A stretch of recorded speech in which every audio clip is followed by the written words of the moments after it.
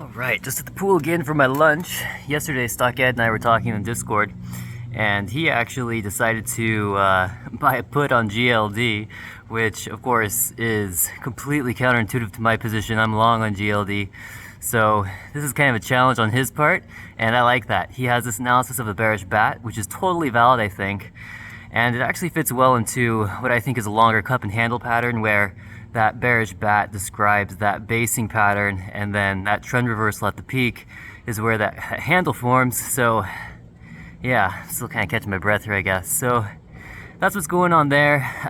SPY did push up higher today.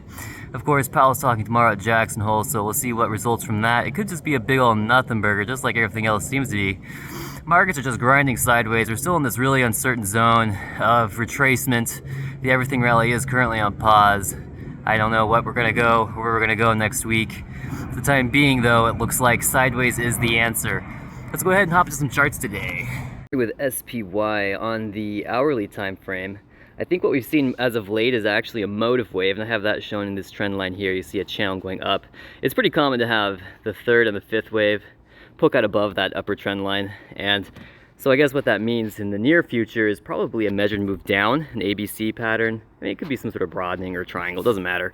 What I'm expecting though is a retracement from this rally that we saw. Pretty strong at the end of the day, really. There probably will be some support at 413. I fully anticipate we'll see that level before we find another push higher, making a small measured move up.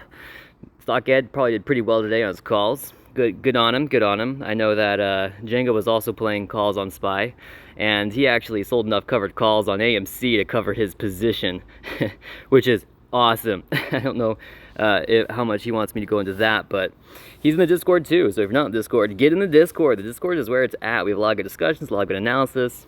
Get in there. Okay, so what am I looking at?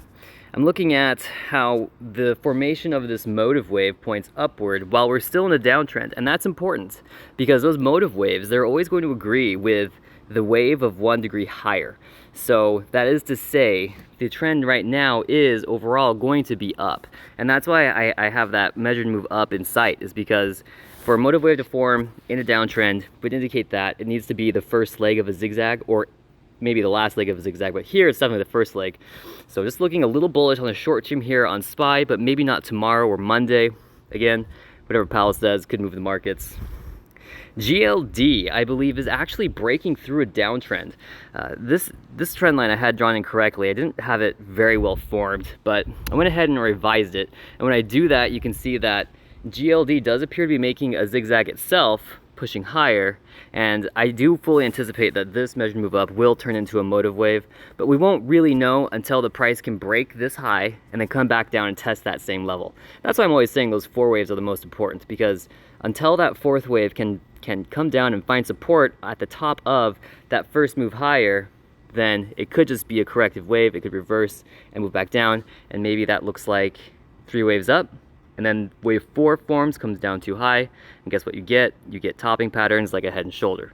So we don't know if this is really bullish yet, but we are in an uptrend. Maybe not in this time frame, but shortly here in the week you can see we are up. GLD is setting a higher high and a lower high for today, gapping higher and closing that gap and then pushing above up on that support.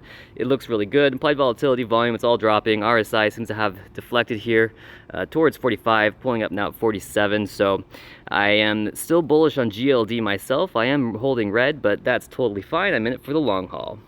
TNX, the 10-year treasury yield, obviously in an uptrend, but I believe that is actually reversing right now. Whoa. My pen here is doing stuff. So let me get my brush out, and you're going to see that today we set a higher high and a lower low, and most of this candle is body. That is to say that this is actually a bearish engulfing candle, and here's a lesson that trade could use. This candle does not confirm until we get a close below or above that pattern. So this is not a valid pattern until we get a confirmation close outside of that range. And once we do though, I believe that we're going to go for a gap fill. I have that shown in this gray box here. And that would make a lot of sense to me, to see the price push down just a little bit, or not the price, but the yield, to come down as bonds are bought. That's how that relationship works, as yields drop, as buying demand increases, because the value of a bond is finite, it's definitive. right? Because the yield on the face value.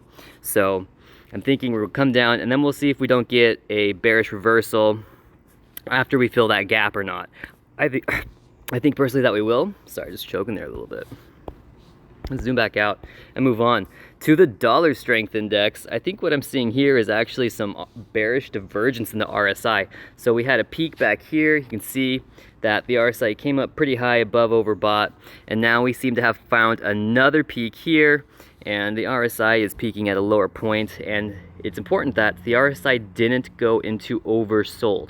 So what that means is that the RSI hasn't quote-unquote reset. This is an oscillator and it hasn't failed bullishly yet, but it is showing signs that it will in the near future.